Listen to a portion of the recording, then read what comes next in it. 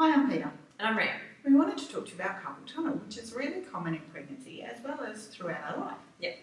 So in pregnancy, one of the issues you can get is increased fluid, and you get fluid retention. And that's one of the things you can actually get fluid retention in your wrist that can then have an effect on the nerves in your wrist and can cause pain. Really painful. Yeah. The other times that you can get carpal tunnel syndrome is due to kind of repetitive action. So often we see it with a lot of people that do a lot of computer work, for instance. And it can be really debilitating when it's severe carpal tunnel. But there's a few things you obviously need to go and see someone about it, so don't ignore it. Yeah. But there's a few things that you can change at home that can really help. Yeah. Look at most women, I know this sounds very sexist, but we sleep like this. Yes, we're often snuggled up, yeah. What you're doing is you're compressing that bit, so try and sleep like this. Hands between your knees maybe.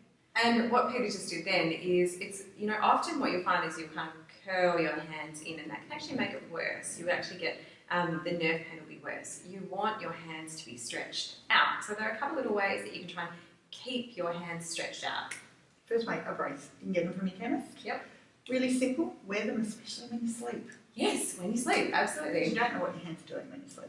Now there's another little trick that I like to show people. So you need a pair of football socks or soccer socks. I've stolen these ones from my partner. You make one into a ball. You kind of stuff it all into there like that. And the idea is that it kind of fits in the palm of your hand.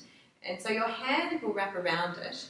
You want to, if anything, I'd actually get a bigger sock than this one so that you can't actually completely contract your hand down. So that kind of holds it and stops it from flexing completely. Then get your other one, and this is kind of, it's a bit tricky, and you stick, Like a sock puppet.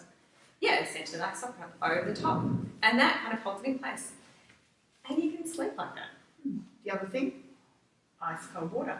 Yes, so in the middle of the night when you wake up with really severe hand and nervy type pain, one of the best things you can do is get a bucket or a big bowl, ice, water, and plunge your hand and your forearm into it for a good 2 minutes. It's a bit uncomfortable, I'll give you that while you're doing it, but when you take your hand out, it will feel amazing. Ice is a great trick for inflammatory type of issues like.